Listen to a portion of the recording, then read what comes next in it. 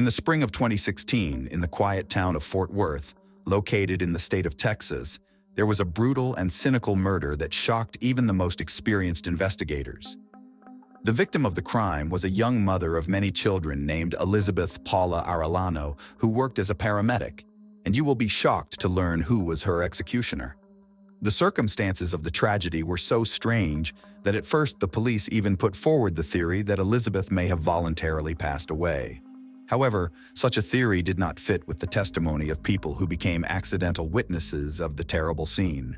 The investigation had to do a lot of hard work to understand everything and send the criminal to the dock.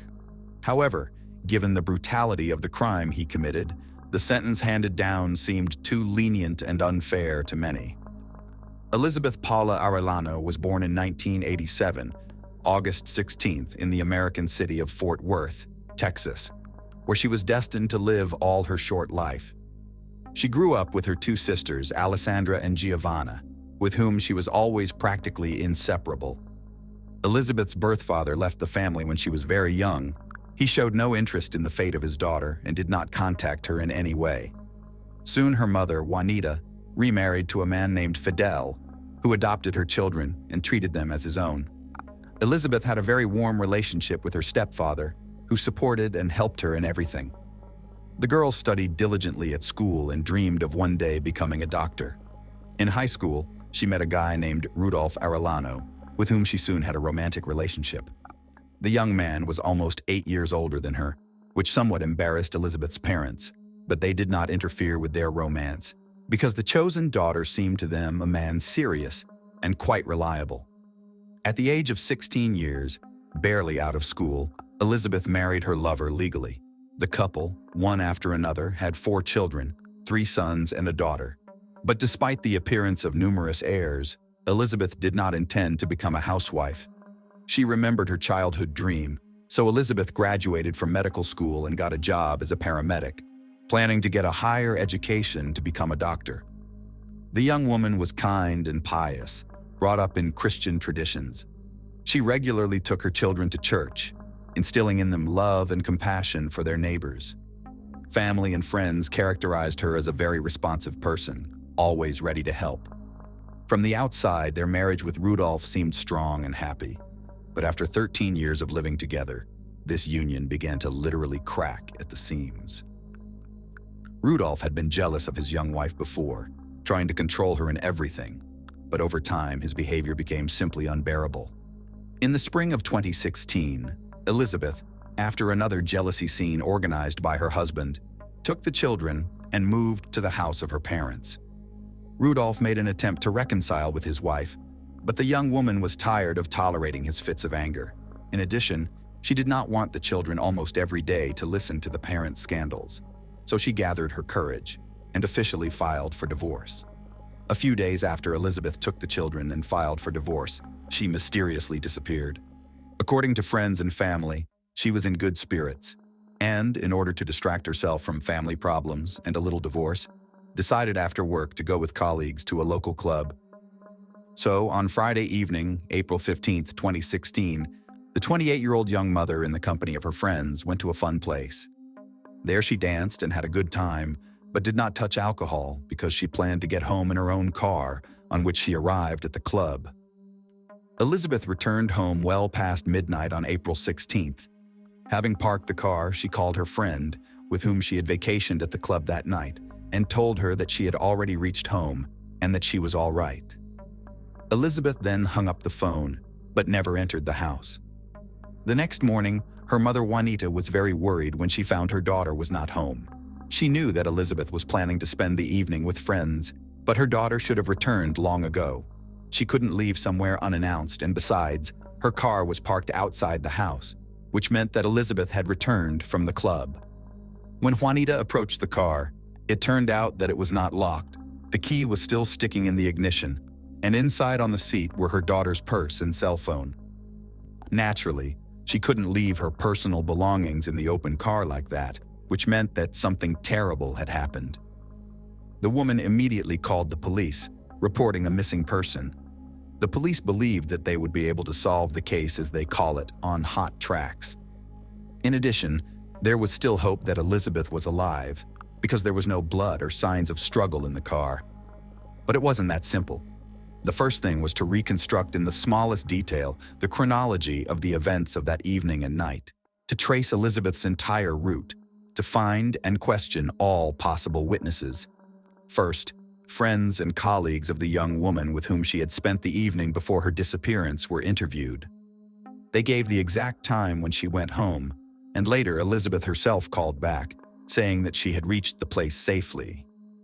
In addition, several calls and messages from her ex-husband Rudolph Arellano, who had persistently tried to contact her that night, were found in the missing person's cell phone, but Elizabeth never answered him. Police officers went to Rudolph's house to find out where he was and what he was doing the previous evening and night. According to the man, he had been in contact with his ex-spouse just the night before, and she had promised that she would bring the children to him for the weekend. But afterward, she stopped answering the phone, and he thought she had changed her mind. As for an alibi, Arellano's alibi was questionable. According to him, he sat with a friend at a local bar that evening, and around midnight he returned to his home and went to bed. His friend and several other people who had been relaxing at the same establishment on Friday confirmed that Rudolph was indeed there, but where he went afterward, no one could say for sure. The man assured that he had gone home, but as he now lived alone, there was no one to confirm this. Thus, the police were not going to exclude Mr. Arellano from the list of suspects. Besides, he didn't seem upset or worried. It was clear that he and Elizabeth were in the process of divorce, but they had been married for many years. She was the mother of his children, and it was strange that her disappearance had not affected him in any way. On the night of the disappearance of a young mother, a fisherman called the emergency services to report a strange incident he had witnessed. The man said that he was sitting alone with a fishing rod on a bridge, which is part of an interstate highway, when about 4:30 in the morning, he noticed a car drive onto the bridge, stop, and then the driver pulled out something large that looked like a person and threw it into the water. It also appeared to him that something bulky and obviously heavy was tied to this person. Since the fisherman was at a great distance and it was still dark, he could not see details, nor could he see the make and number of the car. In addition, there was a strong wind on the bridge, so the man could not hear anything. Soon, another witness was found walking at night with his dog down by the bridge. He did not see what was happening on the bridge itself, but a heartbreaking scream caught his attention. Then he saw something large flying down from the bridge, followed by a splash and then silence. Based on the testimony of witnesses, the police decided to examine the bottom of the pond near the bridge. A few hours later, divers came across a body with a massive piece of concrete tied to its neck with a rope. The drowned woman turned out to be the missing Elizabeth Arellano. Had it not been for the testimony of a passerby and a fisherman, her body would probably have been discovered very soon or not found at all, because the tide weight did not allow the body to float. Then a version was put forward that the young woman decided to leave her life voluntarily against the background of problems in the family. But this assumption was untenable because it did not fit with the testimony of a witness who saw how someone threw her into the water, nor with the words of relatives, who assured that Elizabeth made great plans for life and would never do this to her children and parents.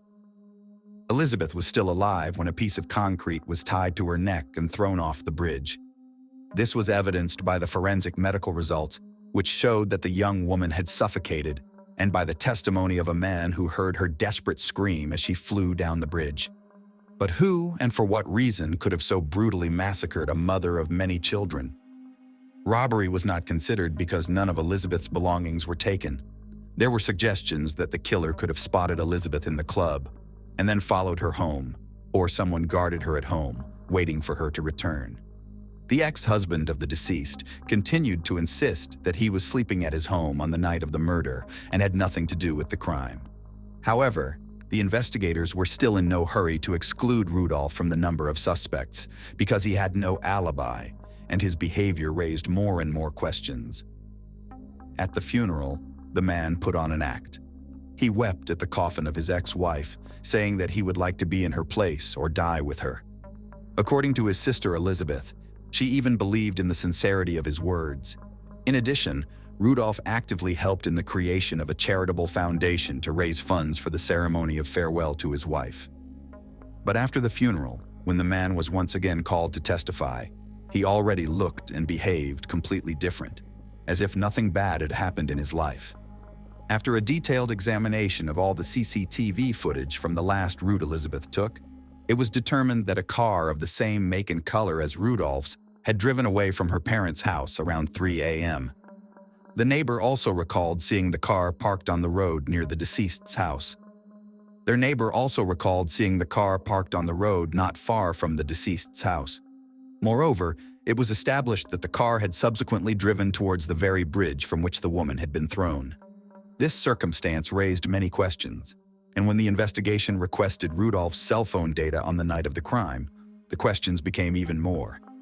It turned out that the man made several calls that night, first near Elizabeth's place of work, and then near the home of his mother-in-law and father-in-law. He also sent his ex-wife several messages trying to find out when she would return, but his messages went unanswered. Apparently, he had been following her and eventually decided to wait for her return at Elizabeth's parents' house. The police finally had enough evidence to arrest Rudolph as the prime suspect and bring him to the station for further questioning.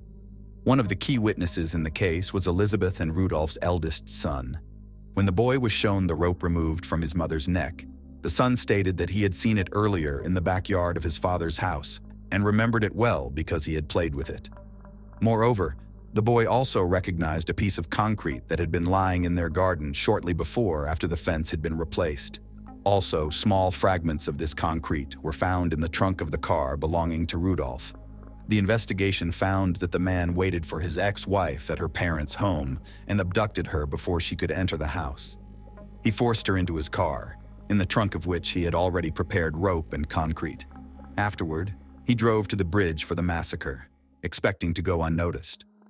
Rudolph Arellano was taken into custody 10 days after his ex-wife's body was recovered from the lake. Despite a large amount of evidence and witness testimony proving his guilt, Rudolph denied any involvement in the crime and continued to insist that he was at home that night. Given the brutality of his actions, Rudolph was facing the ultimate penalty of death. And then, on the advice of his lawyer, he decided to confess to everything and cooperate with the investigation to mitigate the sentence. It wasn't until January 2019 that Arellano pleaded guilty in court and detailed how he kidnapped and murdered his ex-wife and the mother of their 4 children. Juanita, who was in the courtroom listening to his story, fainted, and Alessandra and Giovanna called their sister's killer a monster.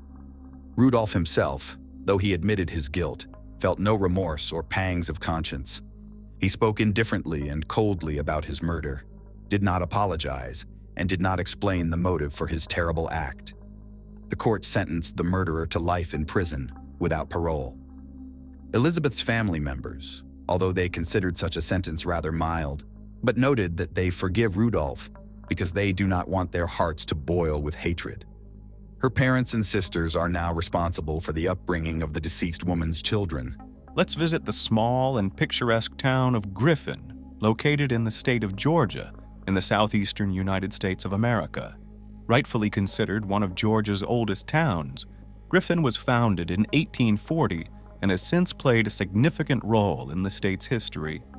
All this influence of the past can be seen in its architecture and preserved monuments. The historical center of the town is imbued with the spirit of antiquity, where old brick buildings intertwine with modernity. Its rich history, stunning architecture, beautiful parks, and a variety of flavors make it a true gem of the South in the United States. Today, our story is full of intrigue and unexpected twists of fate, at the end of which each of you will ask yourself one question: where is the truth? Mary Catherine never thought that one careless act would lead to such terrible consequences. When the judge entered the courtroom, a special atmosphere of tension and anticipation appeared in the room. Everyone present focused and froze in anticipation of the verdict. The attorneys have done a tremendous amount of work, provided accurate arguments, and in case of an unexpected verdict, they already plan their performance and are ready for appeals and objections. The judge gives the floor to the jury, and they announce their verdict. At the end of a week-long trial and a 4-hour jury deliberation, Mary Catherine was found not guilty and acquitted on all charges. But let's return to this joyful note to the origins of the story and try to understand together what led the young woman to the defendant's bench and whether it could have been prevented. Stephen Andrew Freeman was born on January 1st, 1995, in Thomaston, Georgia, to Troy and Jennifer Freeman. He and his brother Blake grew up as happy, healthy children without any problems with their parents or society. Kind and responsive, Stephen had many friends. Everyone described him as an exceptionally calm and balanced person. Stephen grew up in Griffin, where he later attended Spalding High School and Gordon State College to complete his education. Mary Catherine Higdon was also raised in a respectable family. Somewhat carefree, impetuous, humorous, friendly, she was drawn to creativity. She often put on mini-plays and performed them in front of her family and neighbors. Mary and Stephen fell in love with each other in their senior years and have been inseparable since. The young couple had a lot of common interests. Both loved being in nature. They went hiking, fishing, and even hunting together. In 2012, Stephen Freeman updated his Facebook status to say he was in a relationship and regularly posted various photos with his beloved. Mary's family was fond of her boyfriend. Steve's parents, in turn, also accepted his girlfriend as their own daughter. After graduating from school, the young people moved in together. Stephen got a job as a plumber at Drainwright Gutters and Roofing Inc., and Mary Catherine worked as a teacher's assistant at St. George's Episcopal School. She also worked part-time as a salesperson at a gun store. By the summer of 2018, Stephen and Mary had been living together for 7 years, but had not gotten married. On August 1st, 2018, at 10:42 p.m., emergency services received an alarm call. The caller, 24-year-old Mary Catherine Higdon, screamed hysterically into the phone that she had accidentally shot her boyfriend. She reported grabbing a Glock 43 firearm, unaware that there was a bullet in the chamber. When paramedics and police arrived at Sunnybrook Drive, the girl was in a state of shock. She knelt in front of the motionless and bloodied body of the young man lying on the bed, crying incessantly, gasping and begging the doctors to help him. "I can't lose him. I can't lose him," she cried hoarsely. Law enforcement officers struggled to pull Mary Catherine away from the victim to examine him and provide first aid.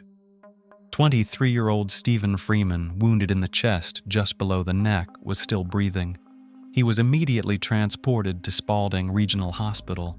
Unfortunately, a few minutes before midnight, the young man's heart stopped.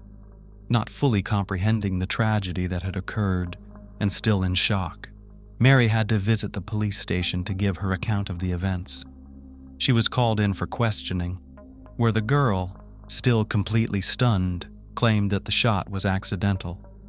She explained that there had always been firearms in their home, and that Stephen would leave a pistol on the nightstand for self-defense before going to sleep, as their house was located outside the city. On that fateful evening, she merely wanted to hand Stephen the pistol, and it accidentally discharged. She had no idea the gun was loaded. Mary Catherine insisted that Stephen Freeman was the love of her life. She would never harm him, especially not intentionally. Examining the scene, investigators did not rule out the possibility that the act might have been premeditated, and they had substantial arguments to support this theory. There were signs of a struggle in the kitchen, with food and dishes scattered about. Detectives Adam Trammell and Chris Wilson found Mary's story improbable and continued the investigation, examining the evidence. Mary Catherine was called in for a second interrogation, where the investigators employed pressure tactics. They yelled at the suspect, expressed disbelief in her story, and demanded the truth. It worked.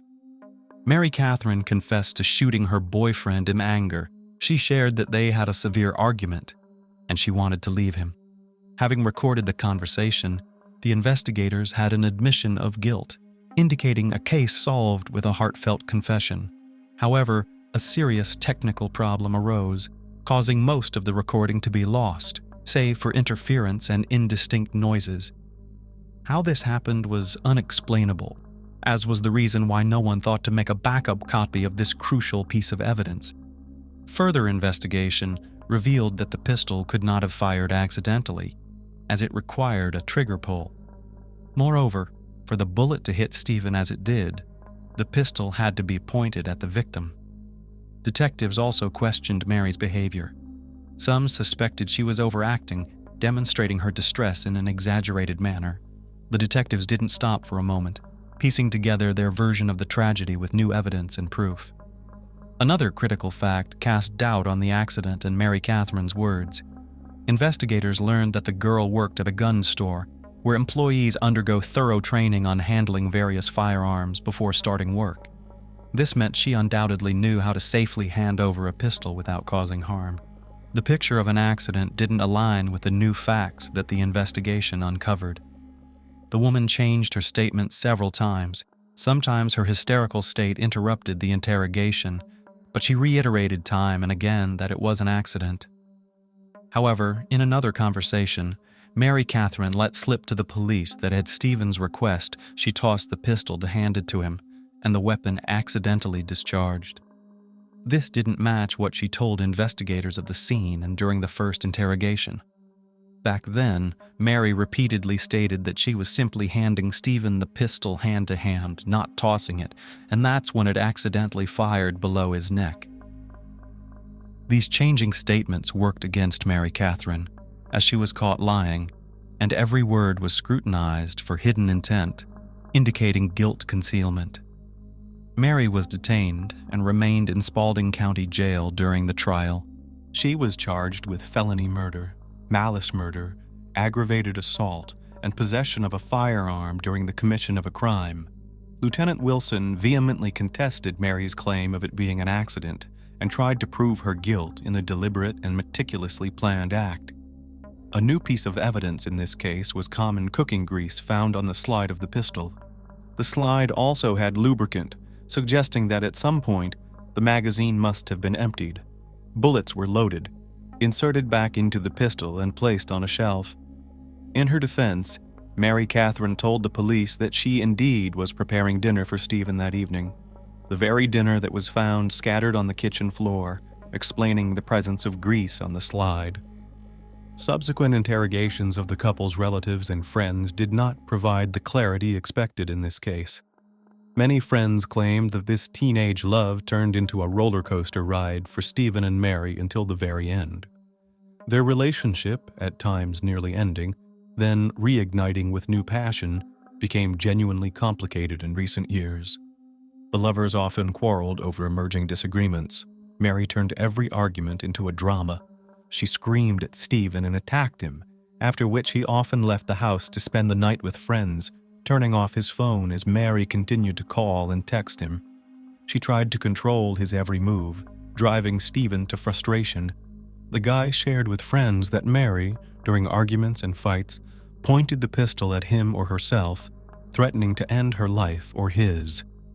Stephen never reported this to the police, fearing Mary would be jailed.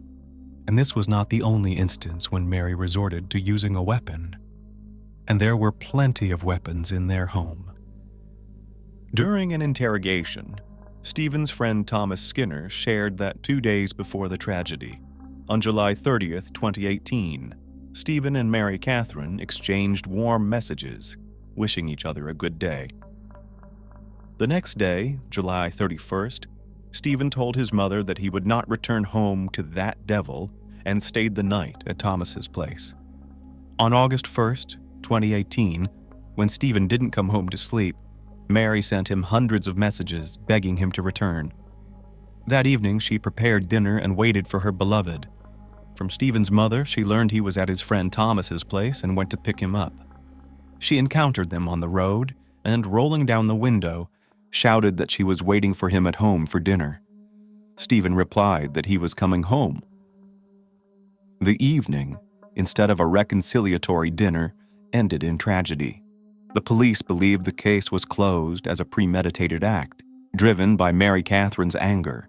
But her defense team revealed another side to the young couple's life, known to few. On June 17, 2019, almost a year after Stephen's death, his beloved Mary Catherine Higdon stood trial. Before the hearing, Mary Higdon was offered a plea deal for life imprisonment with the possibility of parole if she pled guilty. However, she refused the deal, insisting she could never harm Stephen because he was the love of her life. At the initial hearings, Mary Higdon defended herself vehemently. She repeatedly claimed it was an accident and that she loved Stephen Freeman. She also surprised many by accusing her boyfriend of abusive behavior towards her. She claimed he hit her twice and even forced himself on her. On the day of the tragedy, he allegedly attacked her, and she had to defend herself. It turned out the couple's relationship had been deteriorating over some time. Friends and relatives claimed Mary Higdon was furious because Stephen often ignored her messages and calls. She demanded attention and pursued him, especially insistently lately. Allegedly, on the night of the act, when Stephen Freeman finally came home, he refused to eat the dinner Mary had prepared for him, which became the last straw for her. She couldn't hold back and fired at him. Prosecutor Kate Lenhard stated in court that there was physical evidence supporting that Mary Catherine shot Stephen in anger after he didn't come home for dinner and ignored her calls and text messages. As physical evidence, the grease found on the pistol and the sheet taken from the mattress where Stephen lay bleeding were presented. The sheet was shown as a key piece of evidence that Stephen was not attacking Mary, but was sitting still in one spot. Forensic experts examined the blood stains and determined that at the moment of the shot, Stephen was not moving or approaching Mary Catherine, but was calmly sitting on the bed. If he had been moving, blood would have been everywhere, not just in one corner of the sheet. This only confirmed that the accused's version was once again false. In court, faced directly with the possibility of life imprisonment and finally believing in what was happening, Mary Catherine took a risky decision to give truthful testimony in court. With tears in her eyes in front of the judge and numerous attendees, she once again portrayed Stephen Freeman as a harsh and controlling tyrant, and with certain evidence, she managed to do so. The defense stuck to the self-defense narrative, presenting the argument that erupted into a scandal between Mary and Stephen on the evening of the tragedy, where Mary fired at him in defense. Mary Catherine sorrowfully shared numerous stories from her life where Stephen had hurt her. She confessed he had repeatedly hit her face, shaken her, and threatened punishment for any minor misconduct or disobedience. Living with Stephen, I experienced all kinds of pressure imaginable: verbal insults, physical attacks, and even assault. He constantly controlled and manipulated me. He needed to know where I was, who I was with, what I was doing, how I was spending money, and even what I was eating. He drove me to despair with unreasonable jealousy. I never reported him to the police because I loved and feared him. The defense presented ample evidence to support her claims, revealing not just text messages taken from Mary's old phone, but also a correspondence that raised significant questions about who was the real tyrant and betrayer in this relationship. The text messages, dating back over a year and a half between her and Stephen, not only proved the boy's harshness, but also the girl's infidelity. Some message snippets showed Stephen indeed insulting Mary Catherine with harsh words and threatening her with repercussions upon his return from fishing. However, the reason for his anger was much more disdainful. Stephen's friends confirmed that at that moment, he was indeed very angry with his girlfriend for being unfaithful, which Mary denied. Mary Catherine shared that Stephen had forced himself on her twice, and she feared he would hurt her again on August 1st, 2018, leading her to act in self-defense. The defense called an expert and close relatives of Mary who could attest to the domestic violence. Mary's sister, Sarah Higdon, testified, affirmatively stating she saw bruises on Mary's arm 2 weeks before the shooting. She expressed regret for not photographing it and believing Mary's explanation that it happened accidentally. A tearful Mary Higdon explained to the jury that on that fateful night, she decided to break up with Stephen once and for all, telling him to leave the house. Stephen became angry and attacked her. In defense, she grabbed the pistol from the nightstand and accidentally fired. After Mary Catherine's emotional testimony, the prosecution and defense engaged in a fierce battle, with Stephen's former friends, who had been close to Mary for years, desperately trying to idealize their deceased friend. Thomas Skinner, Stephen's best friend, described the victim as a loyal and hard-working country boy, and Mary Catherine as an obsessive and possessive girlfriend who constantly controlled and stalked him. He claimed Mary Catherine and Stephen's relationship had become toxic over the last few years, with her threatening to end her life whenever Stephen tried to leave her, and once, after an argument, she pointed a pistol at her head in front of him. Another witness, Stephen's co-worker Alicia Varela, testified that Mary Catherine obsessively called Stephen throughout the day, even when he was at work. However, in Mary's supposedly truthful court testimony, where she framed the shooting as self-defense, she missed an important detail that prosecutor Kate Lenhard pointed out. Mary talked a lot about their interactions and how, after many years of perfect relations, they suddenly started to degrade and physically abuse each other. But she never mentioned the moment of supposed self-defense when she actually pulled the trigger. Prosecutor Kate Lenhard was not convinced by such an admission, noting that in cross-examination, Mary never once mentioned any harsh treatment by Stephen. She repeatedly asked Mary Catherine whether a woman, being safe at home, would go after her assailant late at night to bring him back home. The answer was not convincing, and the prosecutor continued her statement, embodying that dreadful scene of the accidental shooting. Kate Lenhard picked up the pistol and recreated the moment as she saw it. According to her version, Stephen came home. Then, after hearing Mary out, they argued, and he refused to have dinner. Mary, enraged, scattered the prepared food around the kitchen. Stephen, trying to avoid further conflict, went to the bedroom and sat on the bed.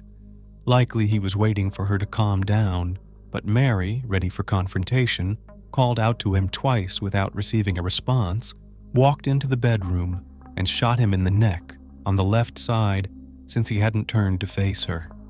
In her closing arguments, Kate Lenhard reminded the jury of the various stories and versions that kept changing at every police interrogation and court hearing.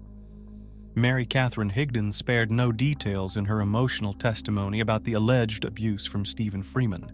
But before handing the case over to the jury, Kate Lenhard desperately pleaded to consider this story not as a case of self-defense, but as a case of extreme manipulation.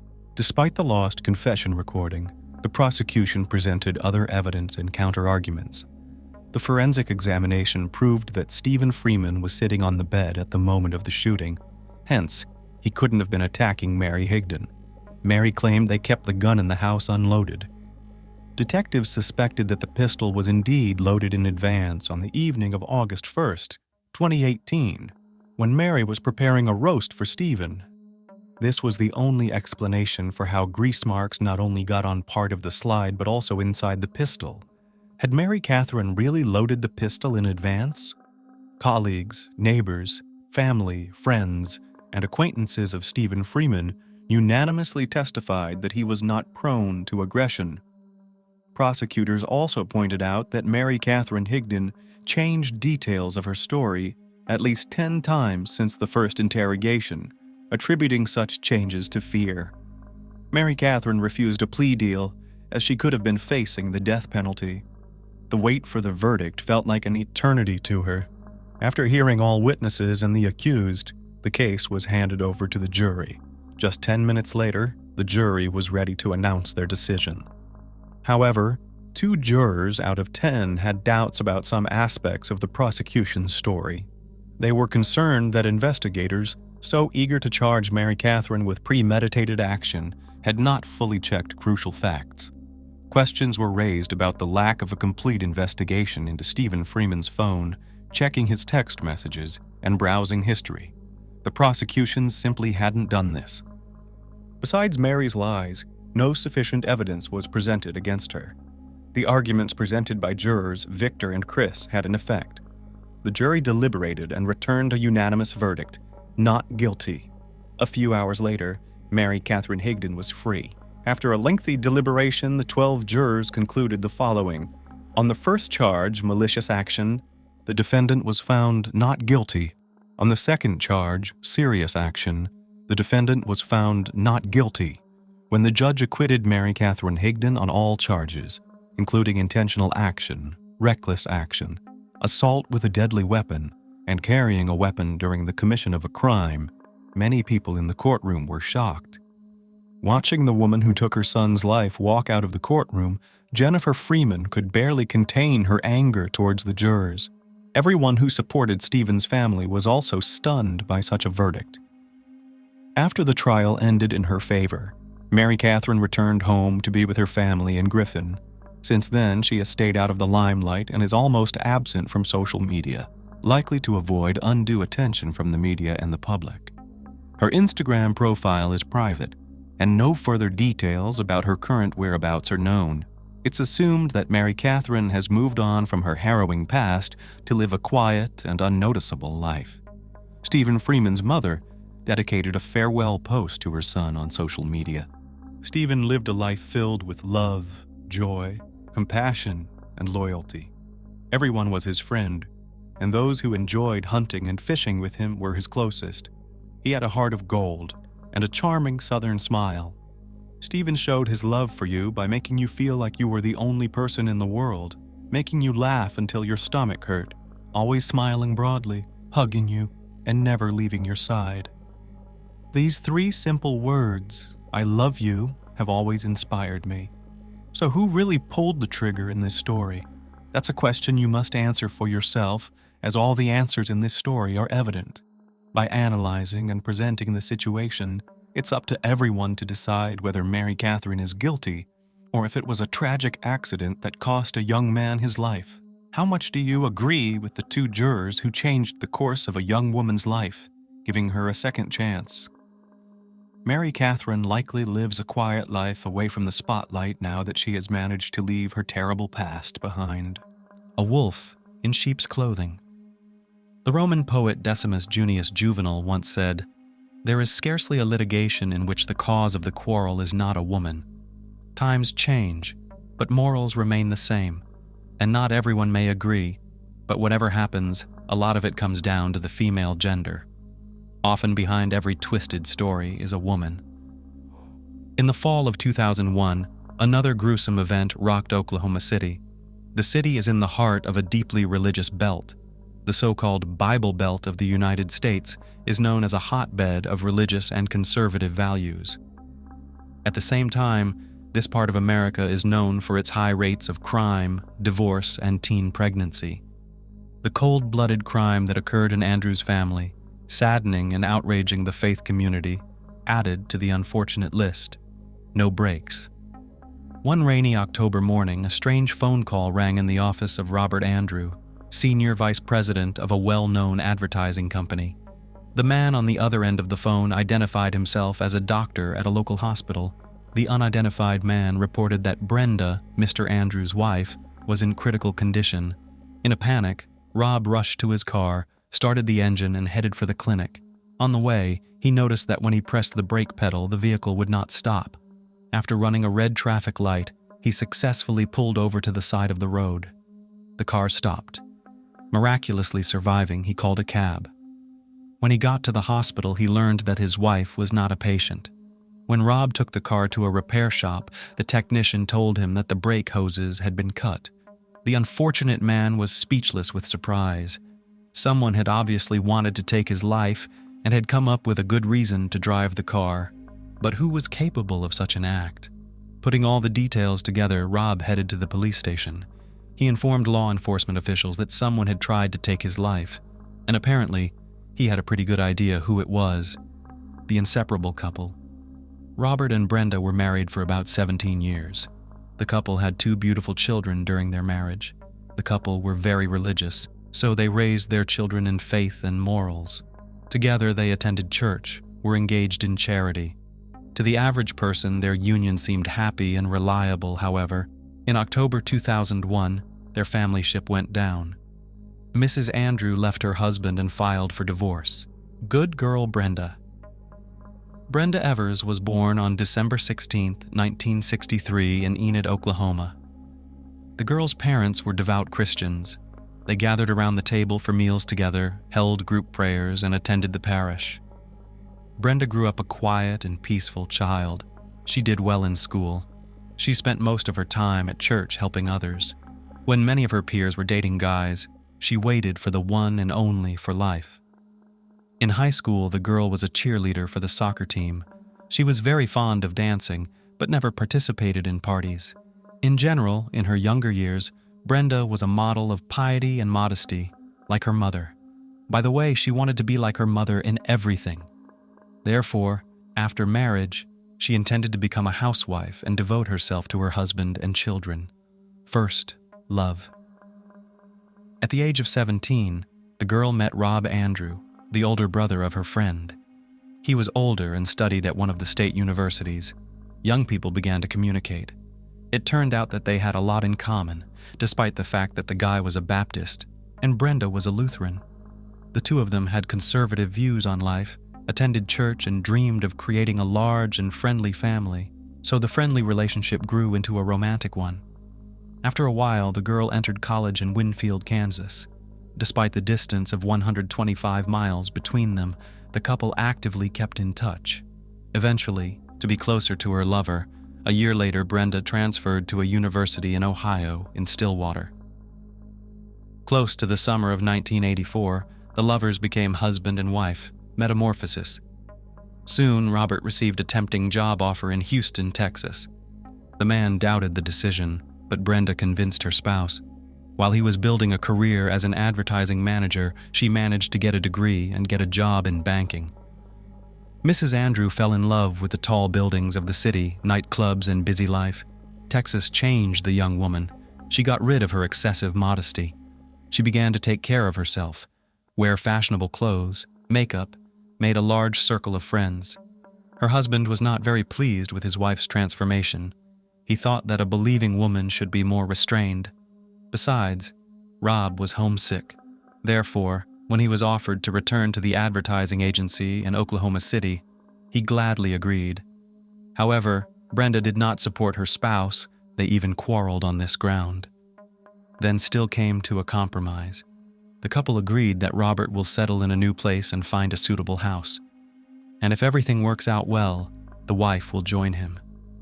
A few months they lived separately from each other. Subsequently, the family was reunited. In the early 1990s, the Andrew couple settled in a luxurious house in the prestigious neighborhood of Landsbrook, and 9 months later they had a daughter, Tricity. Brenda even quit her job to become a housewife and engage in child rearing. 4 years later came son Parker. It seemed that there came a family idyll. For this, they had everything: love, children, home, and financial prosperity. What happened in Mrs. Andrews' garage? On November 20th, 2001, a few days before Thanksgiving, Rob planned to stop by Brenda's house. He had made arrangements with her in advance to take the children with him for the holidays. At the time, the couple was divorced. In the evening, his ex-wife met him on the doorstep of the house. She asked the man to go to the garage and help with the faulty equipment. When he bent down, he heard footsteps behind him. Robert turned toward the noise. A gunshot rang out and the wounded man fell to the concrete floor. Around 6 p.m., the emergency services received a call. The caller turned out to be Brenda Andrew. She reported that she was injured and her husband was dead. An ambulance immediately rushed to the scene. When the paramedics arrived, they found a horrific scene. In the garage, in a pool of blood, lay a man whose cause of death was a gunshot wound. His wife was luckier, shot in the arm. Brenda's clothes were stained with blood, and the woman herself looked remarkably detached. The paramedic put her condition down to shock. "I tried to give Rob first aid, but I think he's dead," she reported. The victim's hand was bandaged, and she was later taken to the hospital. As the ambulance left the scene, police began their examination. The first thing they found was a .22 caliber bullet lodged in the wall. A little while later, a shotgun shell casing was found, so multiple weapons were used in the attack. The second thing the officers noticed was the victim's wallet. He still had it on him, so the shooting wasn't connected to a robbery. To understand what happened, it was necessary to interview Mr. Andrews' ex-wife. At the clinic, Brenda explained the reason for their meeting. She also explained that while they were busy, 2 masked armed men entered the garage. The thugs shouted something in their direction, but what exactly she couldn't hear. One of them then shot Rob twice, and the other wounded her as she was about to flee. After that, the attackers hurriedly fled. Who the attackers were and what they had come for was not known to her. However, the victim added that Robert could hardly have enemies, as he was a decent and kind person, always helping other people. The woman admitted that she was frightened by what happened, especially the fact that there were children in the house at the time of the attack.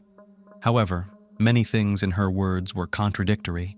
It was clear to the police that Brenda was not telling the truth, especially the fact that the children were not packed for the trip. Interviews with neighbors yielded no positive results. None of them had noticed anything strange that fateful evening. Hoping to find out the details of Brenda and Robert's personal life, the detectives decided to question the couple's acquaintances. Midlife crisis. It turns out that after the birth of their second child, the relationship between the couple became strained. Mr. Andrew repeatedly told friends and pastor that Brenda was abusive to him, and repeatedly stated that she hated their marriage. Ronnie Stump, a friend of Robert's who was a frequent visitor to the bereaved family, said he thought their feelings were abnormal. Brenda was not shy about her expressions even in the presence of strangers, and Rob clearly loved the woman more than she deserved, as he forgave her antics for quite a long time. Friends of the family unanimously claimed that she had undergone a strange metamorphosis.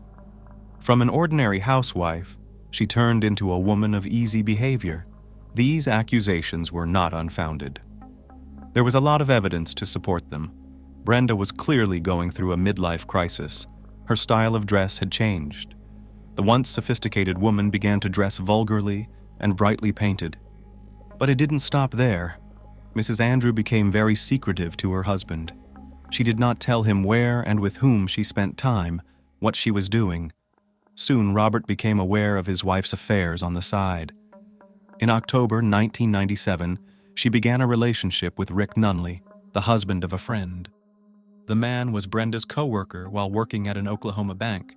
The couple dated for a year, and afterward had an occasional phone relationship. Later, another lover was local store owner James Higgins. At first, he was only impressed by the frank outfits and flirting, and after from the hands of Brenda, received the keys to the hotel. The man went about skillful seductress, and met with her 1-2 times a week. This affair lasted about 5 years. All this time, Rob remained in complete ignorance. However, he realized that their marriage is cracking at the seams. In addition, his wife practically stopped talking to him and spending time.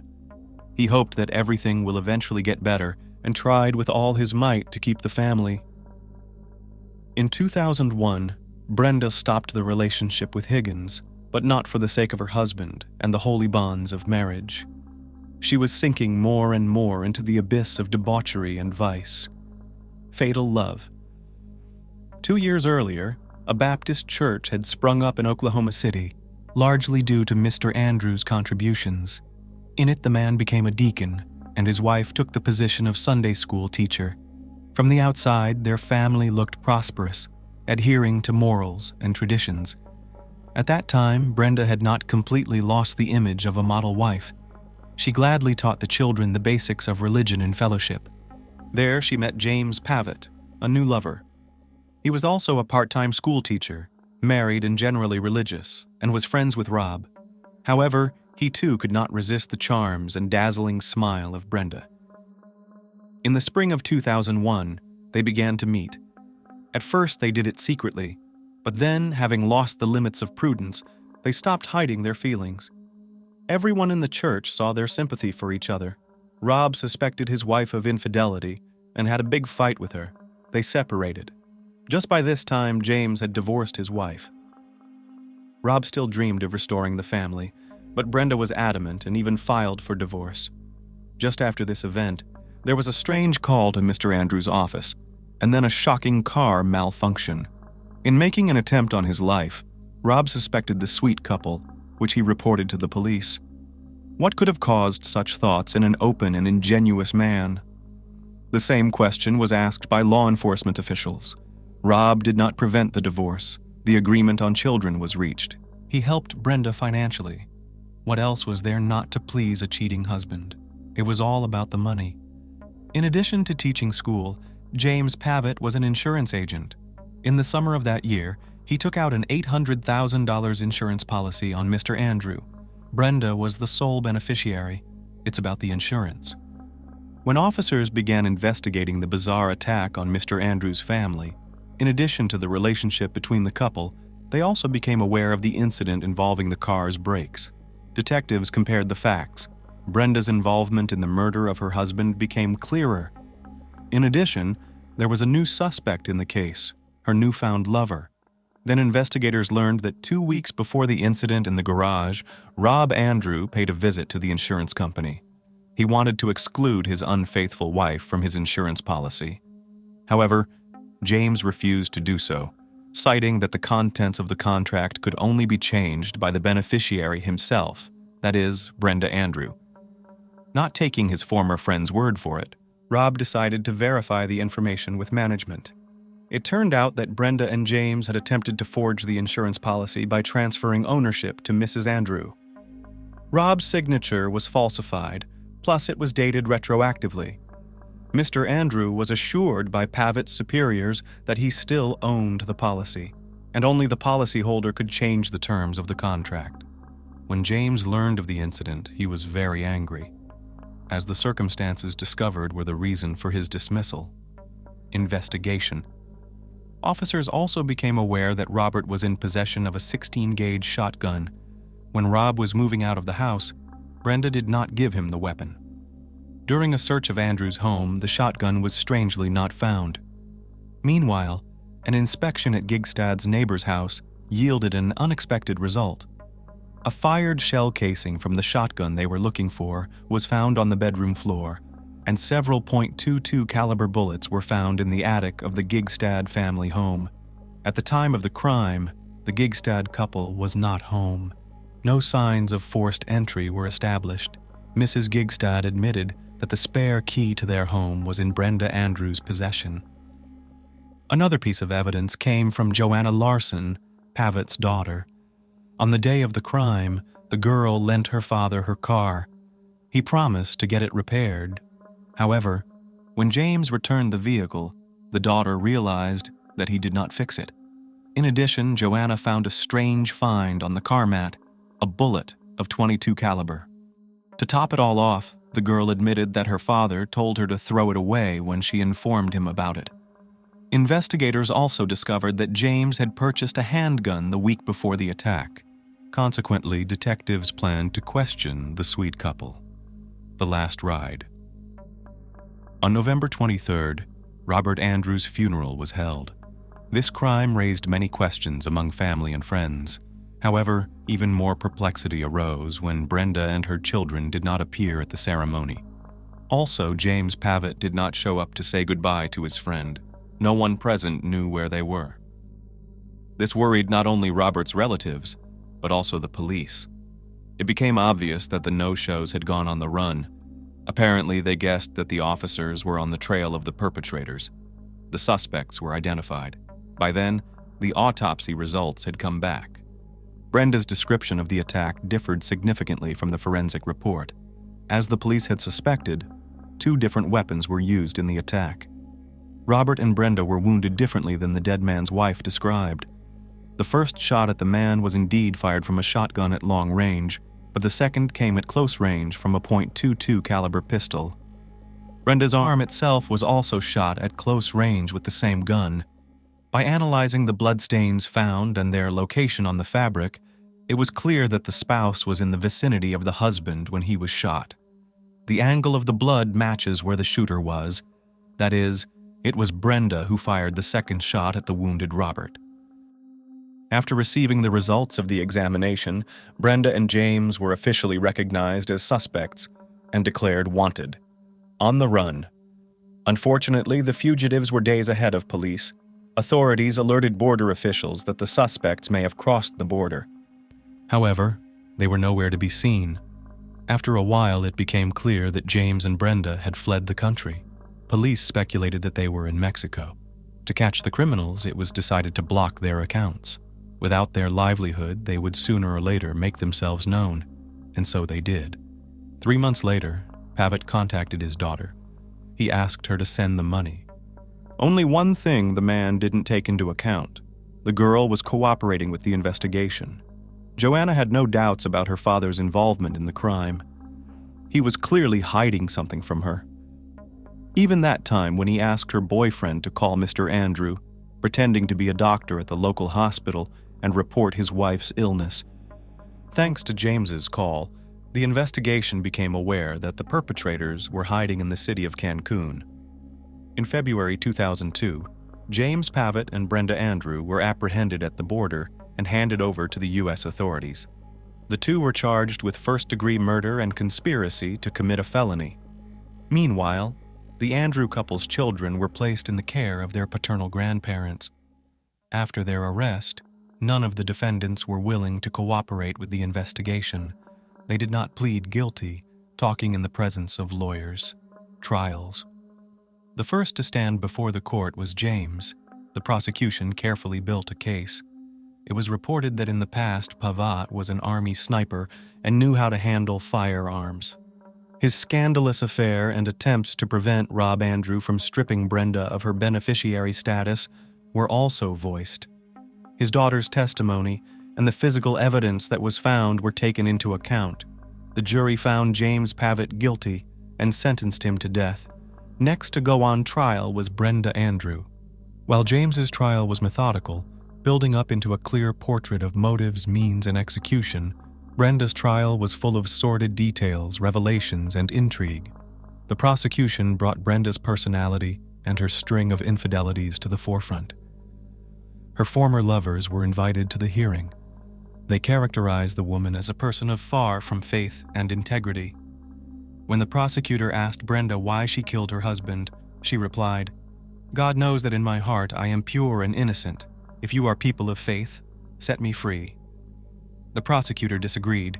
He presented her as a lecherous woman who did not love her husband, cheated on him, and then killed him for selfish purposes. To prove his point, he showed the contents of a suitcase she had taken with her to Mexico. It contained lacy lingerie as well as the book 203 Ways to Drive a Man Crazy in Bed. Would a grieving widow run away from her husband's funeral? The prosecutor asked the defendant. In turn, the defense team tried to portray Brenda as a victim of what happened. The defense attorney recalled that she was also injured in the attack. However, forensic experts said that the woman shot herself in the arm, to which the defense said that it possessed a letter with Pavitt's sole confession to the crimes committed. That would seem to be a valid argument. However, the handwriting expertise established that the document was forged by Brenda Andrew herself. However, the most shocking revelation was another. Pavitt's attorney stated that in the event of his ward's death, Brenda became the beneficiary of his insurance policy. In time, apparently, the same fate awaited him as Rob. Or maybe Brenda thought that she would be able to prove her innocence, and the punishment for the crime would fall on the shoulders of her lover. After the latter's death sentence, she'd be entitled to the insurance money too. The jury deliberated for about 6 hours. In the end, Brenda Andrew was found guilty of the crime charged and sentenced to death. Bottom line, both convicts are on death row awaiting execution. Brenda repeatedly appeals the judgment, but is unsuccessful. Pavitt's execution is scheduled for July 2024. It may be rescheduled again, as it has been done 4 times before. Brenda's execution date has not yet been set. She is the only woman sentenced to capital punishment in Oklahoma. The criminal intent of Brenda and James is horrific in and of itself. However, the fact that these men considered themselves God-fearing, teaching morality to children, further clouds the situation. People who preach things that do not guide their personal lives are unscrupulous and ruthless. You can expect anything from them because they are unfamiliar with moral principles. On July 3, 1989, another child was born in the municipality of Estreito in the state of Maranhão in Brazil. The boy was named by a common Portuguese name, Danilo. This child was not spoon-fed or stroked on the head with bedtime stories. He was not taken by the hand to school at school age. He grew up on the streets like all the children in this poor neighborhood. The environment for adults and children in Brazil's favelas is one of oppressive poverty, low living standards, and unemployment. All of these factors are the basis for street crime to thrive. When from childhood there is only dirt, poverty, lack of human conditions, and normal food, all existing instincts of self-preservation are activated. Everyone survives as they can or as they want. And unfortunately, more often than not, a person who from childhood has seen only violence and the speed of the result obtained by force will choose the same road of life because otherwise he does not know how. Our story today is about the horrific brutality and unwavering obsession that dooms people. In 2019, Sarah Brandau was excited to welcome her younger sister Deborah and 2 nephews, a boy named Ian and a girl named Yasmin, to the airport. After a failed relationship with the children's father, Deborah, 30, driven by a genuine desire and drive to provide a better life for her children, moved from Brazil to Pennsylvania to live with her sister. The family quickly settled into their new place, accustomed to the cozy home and new standard of living. Deborah Brandau and her sister Sarah were inseparable. Not only did they work together in the cleaning service, but they often talked on the phone during the day. They lived the quiet and happy life they had come to another country for. But an unexpected acquaintance changed the fates of all the heroes forever. In 2020, spending a day off with children in the park, Deborah met her compatriot, 31-year-old Danilo Cavalcante. A trusting relationship quickly developed between the young people. The man was very attentive to her and kind to her children. Deborah fell in love with her Brazilian neighbor Danilo Cavalcante and decided that she had met a suitable and trustworthy man. After a few months of their relationship, they rented a small house and began living as a full-fledged family. After a while, the hot and emotional Danilo began to get bored with the perfect family life. The closer their relationship with Deborah became, the more jealous and obsessive he became. Mistrust arising from nothing gradually turned into total control. Between the couple constantly began to erupt scandals, which ended in violence. Danilo got drunk every night and came home a completely different person. He was like an angry animal. From Deborah, he demanded complete submission and obedience, and in case of resistance, he punished her severely in front of the children. The woman was not weak. She defended herself as best she could and would not let her beloved children be harmed. Unwilling to tolerate such treatment, she returned to her sister's home, and after repeated threats, she went to the police and then to court to obtain an order of protection prohibiting Cavalcante from approaching her. Despite Deborah's numerous attempts to distance herself from Cavalcante, he pursued her fiercely, resorting to threats of violence if she dared to permanently sever the relationship. Fearing for her life, Deborah conducts a small investigation in search of answers about Danilo Cavalcante's identity. After contacting acquaintances in Brazil through social media, she finds information about Danilo's former life and the reasons for his entry into the United States. The woman realizes that her lover is not who he claims to be, and the received information throws her into shock. It turned out that on November 5, 2017, while in his native Brazil, Danilo Cavalcante fatally wounded 20-year-old student Walter Jr. Moreira dos Reis, shooting him 5 times near a restaurant in the city of Figueirópolis. An investigation revealed that the two were friends, and the killing was over Walter's car repair debt. A week after the crime, the Brazilian judicial system granted the prosecutor's office's request for preventive detention, issuing an arrest warrant. But Brazilian authorities did not have time to detain Danilo. Cavalcante was able to leave the country through Brasília International Airport because of a disagreement by the Tocantins judicial system, which did not request that the decision be registered in the National Warrant Registry until 7 months after the crime. Cavalcante entered Puerto Rico illegally.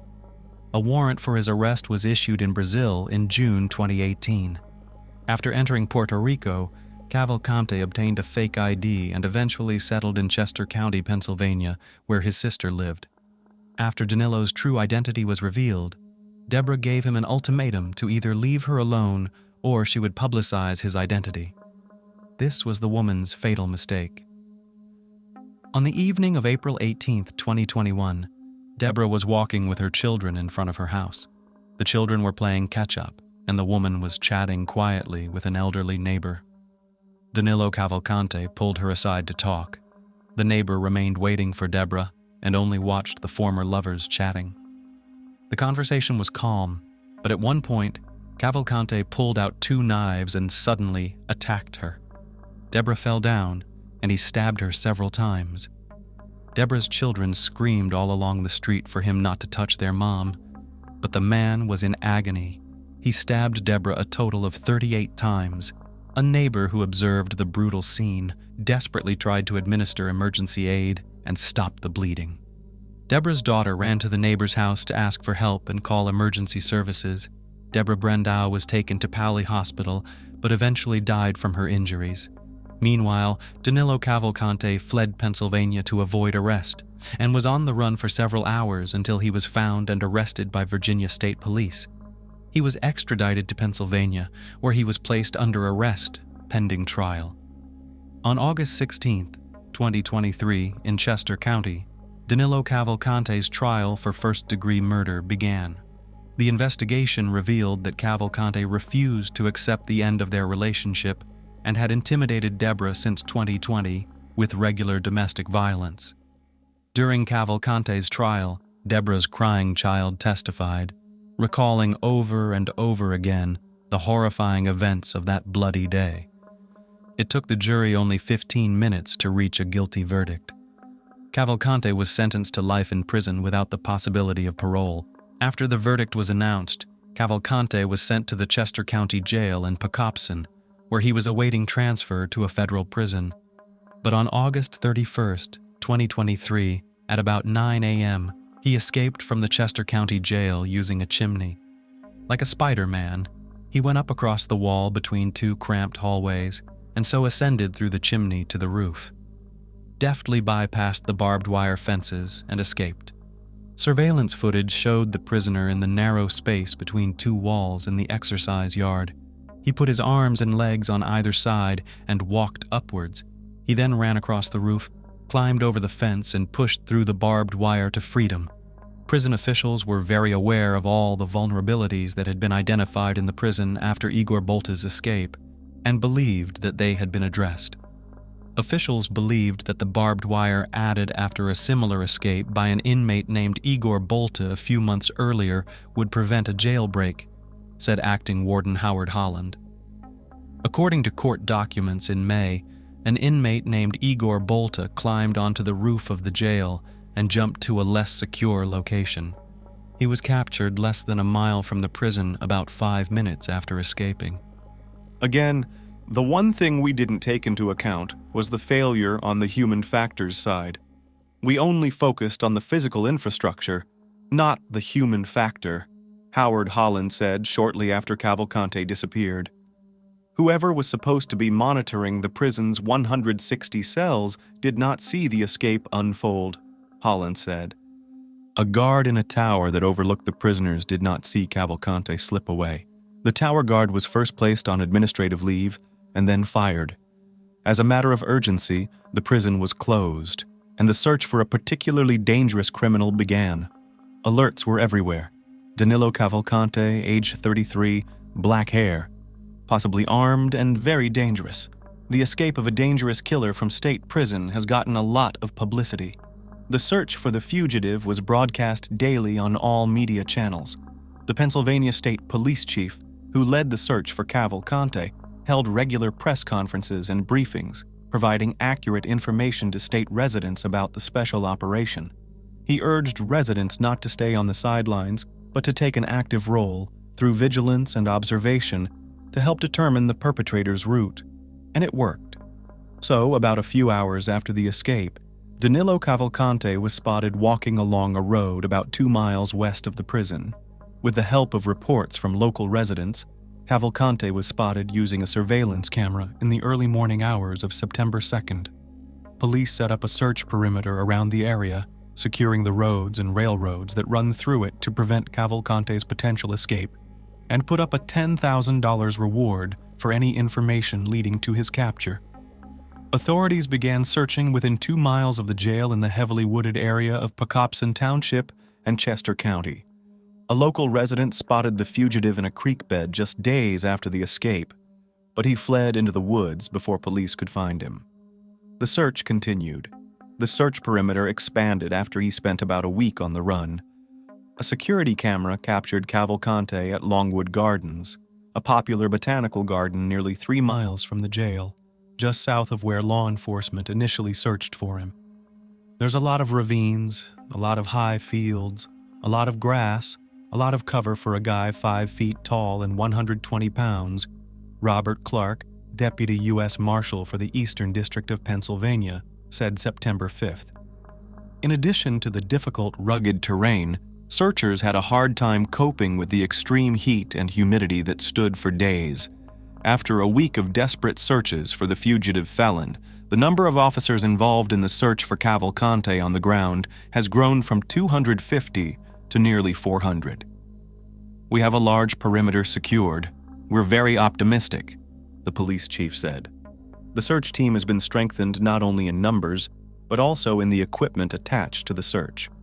Helicopters flying over the search area began playing a recorded message from Cavalcante's Portuguese-speaking mother begging Cavalcante to surrender peacefully to authorities. The next morning, Cavalcante was spotted by a security camera on a property located about 2 miles south of the prison. Police moved in, set up a new perimeter around the facility, and Longwood Gardens, as well as schools in close proximity to the search area, will be closed while the search is conducted. Police continued an intensive search for the object for the rest of the week, and Longwood Gardens briefly reopened to limited access until forced to evacuate and close again after another sighting of the object on September 7th. That same day, police increased the reward for information leading to his capture from $10,000 to $20,000. After nearly a week of searching, nerves were on edge. Locals knew a man convicted of murder was on the loose, but authorities still hadn't told them how Cavalcante escaped from prison. Philadelphia residents in Chester County were asked by police to lock all doors and windows, secure vehicles, and stay indoors. CBS News reported 34-year-old Danilo Cavalcante escaped from a Pennsylvania prison. The intense search continued until a major event on September 9th, when Cavalcante apparently broke through the search perimeter in Longwood Gardens when he was spotted on a video intercom call standing on the front porch of a former colleague's home near Phoenixville, nearly 20 miles northeast of the search perimeter. Cavalcante had a deft way of changing his appearance. He was shaved and dressed in new clothes. Danilo moved around the state with sophistication and managed to go undetected. So he stole a van from a local dairy store and drove it to Phoenixville, hoping to get help and shelter from acquaintances. On the morning of September 10th, a stolen van with an empty gas tank was found abandoned in a field in suburban East Mantmeal. The search area moved to the northern part of Chester County. The fugitive's movements again changed the search perimeter. On September 11th, as the search continued, Cavalcante was added to the Interpol list, and authorities increased the reward for information on his whereabouts.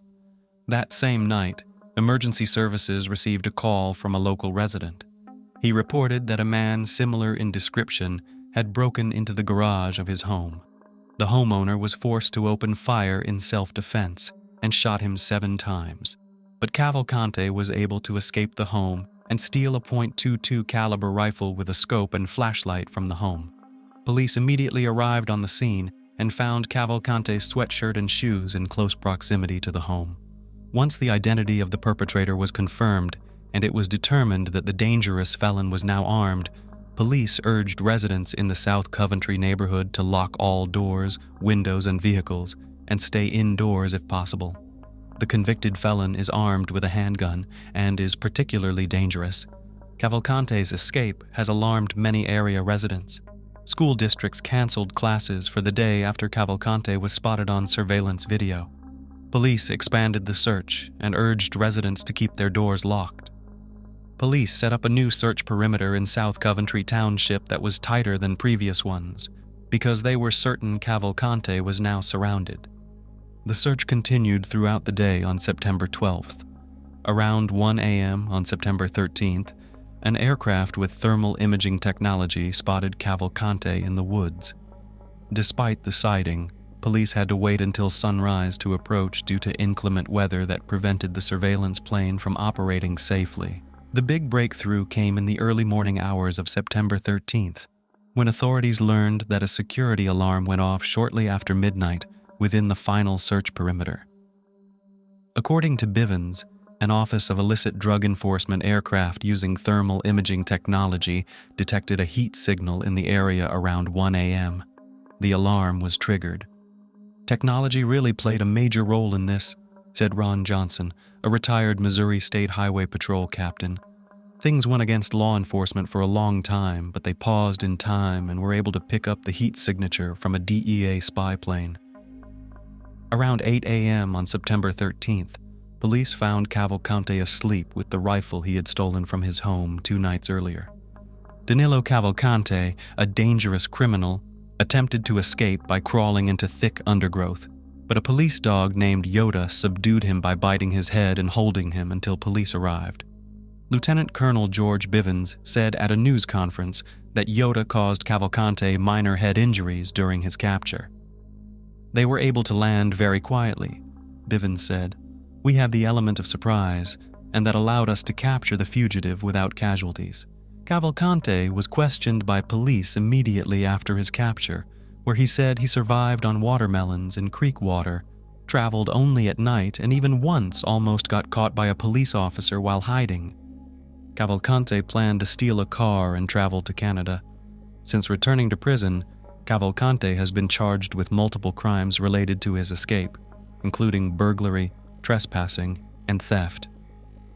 Following the capture of high-risk felon Danilo Cavalcante, local and state officials, including Pennsylvania Governor Josh Shapiro, expressed gratitude to the many law enforcement officers who assisted in the search. Chester County District Attorney Deb Ryan stated, "Today is a great day here in Chester County. Our nightmare is finally over, and the good guys won. We are indebted to all first responders for their tireless and dedicated efforts to bring this fugitive to justice. They worked around the clock, and we are deeply grateful to them all." Chief George Bivens, who led the search, discussed the various challenges law enforcement officers had to overcome to find Cavalcante, noting the intense heat and thunderstorms that occurred in the area during the search, as well as the fact that each of the search perimeters established during the search were in heavily wooded areas. The search team consisted of approximately 500 law enforcement officers, including Pennsylvania State Police, FBI, ATF, and U.S. Marshals, who searched the area around the shooting scene. Police established a perimeter of several miles in each direction. Following Cavalcante's escape, the Chester County Jail Board, which oversees the Chester County Jail, was heavily criticized by residents in the area for failing to prevent Cavalcante's escape. Residents noted that the jail had the opportunity to make appropriate security improvements following Igor Bolte's May 19th escape attempt, and that those improvements could have potentially prevented Cavalcante's escape because he used the same method Bolte used to escape. The prison has already fired the prison guard who was on duty during Cavalcante's September 7th escape, with prison officials claiming that the guard had the opportunity to spot Cavalcante during the escape. Days after the offender's capture, the Chester County Jail announced that they had installed a tin roof over the area, where Cavalcante climbed up 2 walls to access the roof and escape, along with various other security measures and improvements. I think there are obviously questions that Chester County officials are going to have to answer as to how the suspect was able to escape, especially given the history of this prison, said Pennsylvania Governor Josh Shapiro. The communication, cooperation of all law enforcement agencies and local residents who came together during what has been such a long search for the state helped to catch and honorably punish the evil. Danilo will now never go free.